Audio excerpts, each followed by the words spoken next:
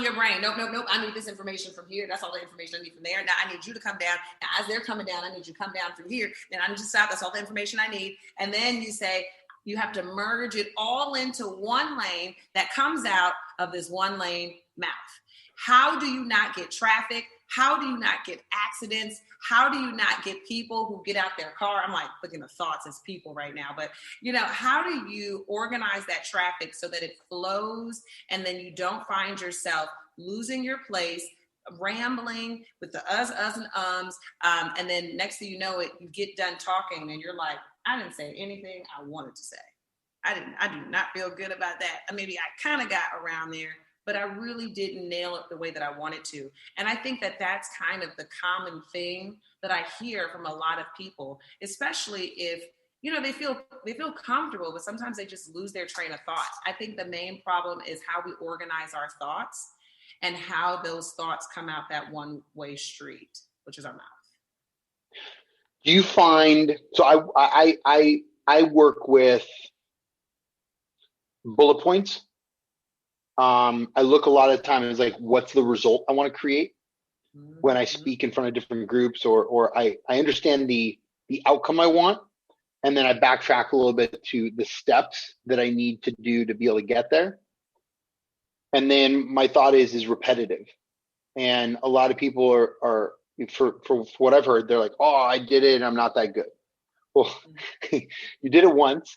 You did it 10 times. You did it 100 times. Go and do it 1,000 times. Go do it 10,000 times. Like, do it at home, whether it's a shortened version or whatever, but go out there. It's interesting how many people, they don't look at the successes from every single time, what they learned from it, how they grew, how they felt,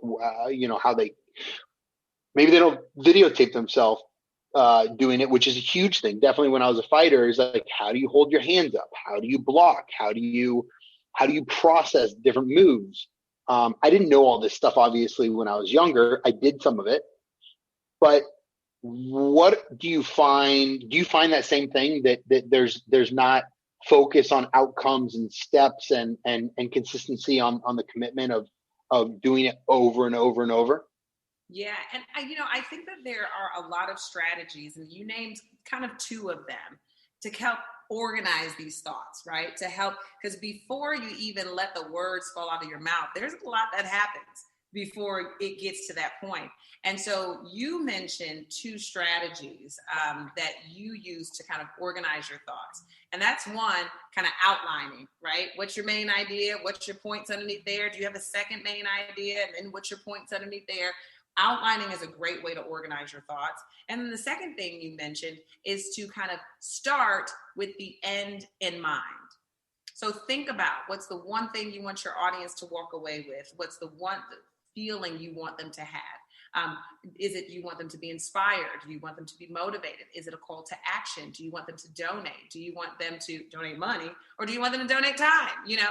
If you can think about what your end result is, then you can work backwards. And at the end of the day, maybe no matter how off track you get, at the end of it, you can always resort back to what you wanted the result to be.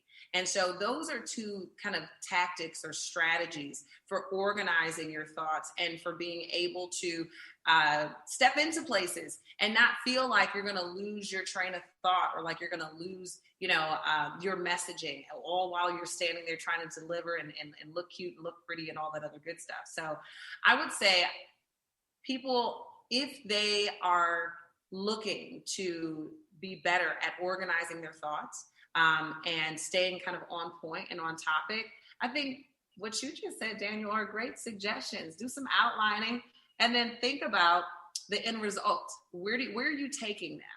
And then work backwards from there. How much time do you recommend, or somebody works with you, whether coming to a seminar for a weekend, working with you one-on-one? Because I find that when I want to learn something, I want to go to the best. I want to get ideas. I want to grow. And it's interesting how many people go to a group setting because they want to hear, different people which is great. But I love personally at this point one-on-one.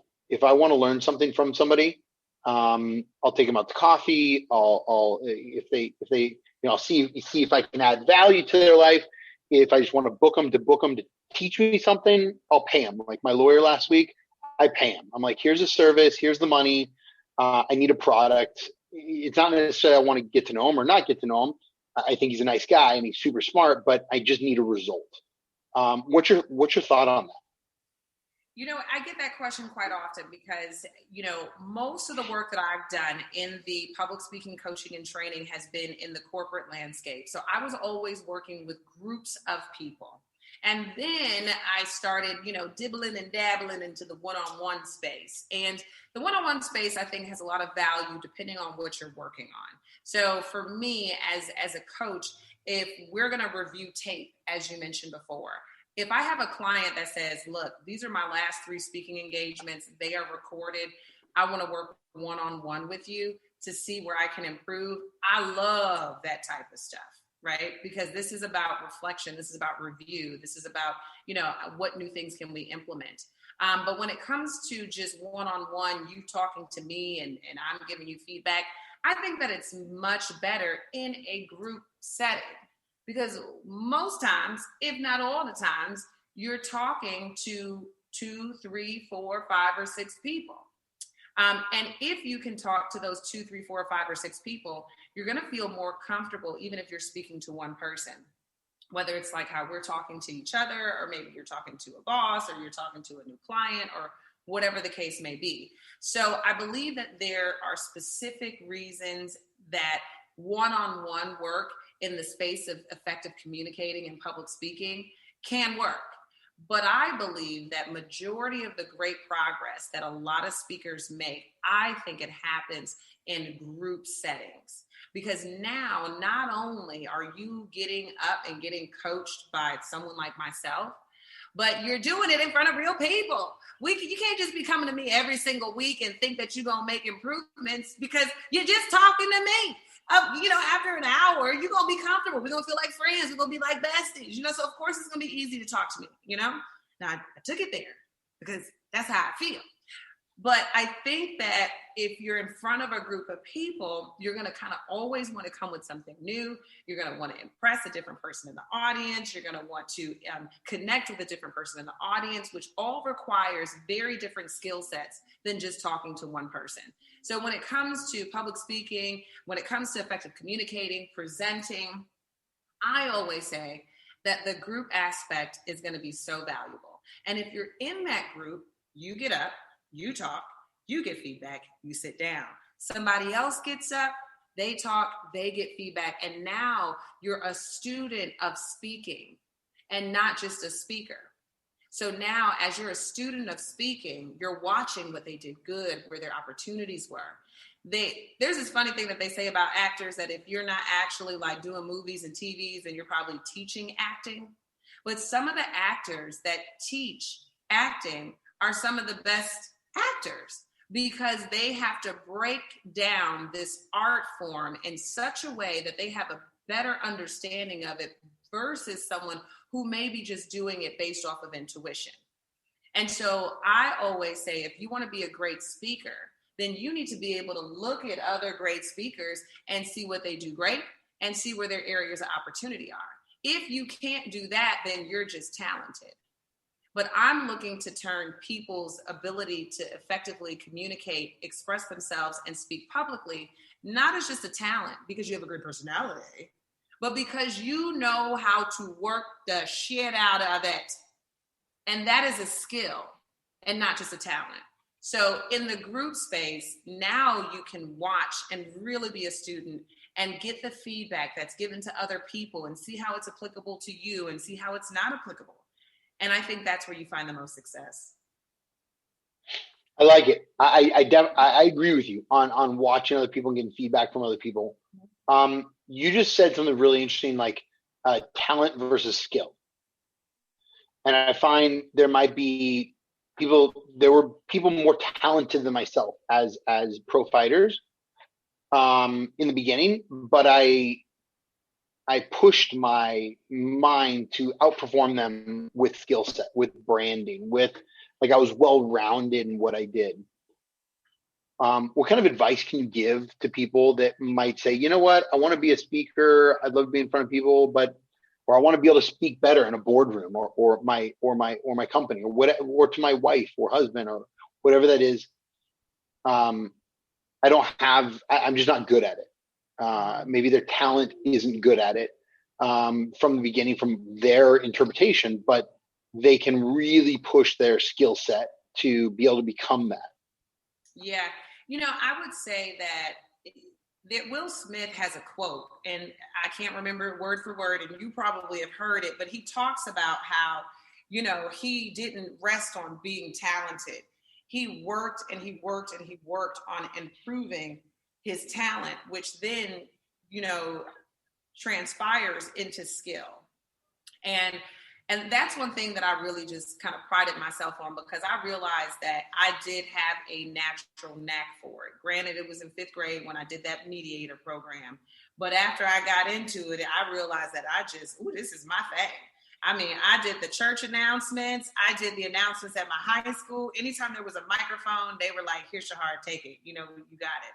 But as I got older, I realized that I didn't want to just be talented. And if I was going to make a career and a really fulfilling career out of being good at talking, then I need to not only be good at it, but I need to be the best at it. And if you can't teach it, then you're just doing it lackluster wise, I think that there's just a difference between the two. So if you feel like you're good at something, break down why you're really good at it, not just because you're good at it. If you're good at playing basketball, then, and sports, I think, are great examples, because you could be naturally talented, but you grow your talent so technically by running drills, by repetition, by watching tape. And when I used to run track, it was the difference of how narrow my hands were coming out of the blocks. I may have been naturally fast, but I wasn't able to shave off milliseconds off of my time just from being talented. It came from exercising that talent as a skill and getting real technical. So for anybody who feels like they don't have the talent, I say just forget talent for a second. Because when you become an adult, when you become aware that you want to be good at something, I wouldn't even say just as an adult, but when you become aware that you want to be good at something, I think that willpower is more powerful than talent. And once you have the will to do something, break it down like you would any other skill. If you've got, when you learn to be a carpenter, a woodworker, electrical, like there's step-by-step technical things that you have to learn how to do.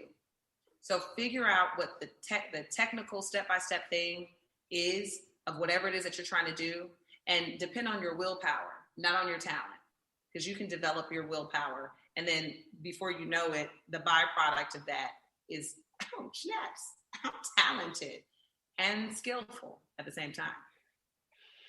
Do you find, I love it, by the way, absolutely love everything you're saying. I'm like learning here. I love this because I get to learn from amazing people that are really good at what they do. Do you find that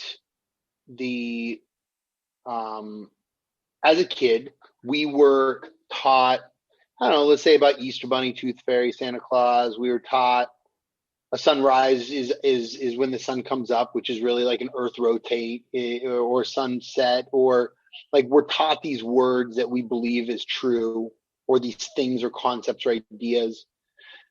And then from there, our beliefs jack us up on the communication or the clarity on what we need from becoming the communicator to the people, because I find that so many people work to communicate.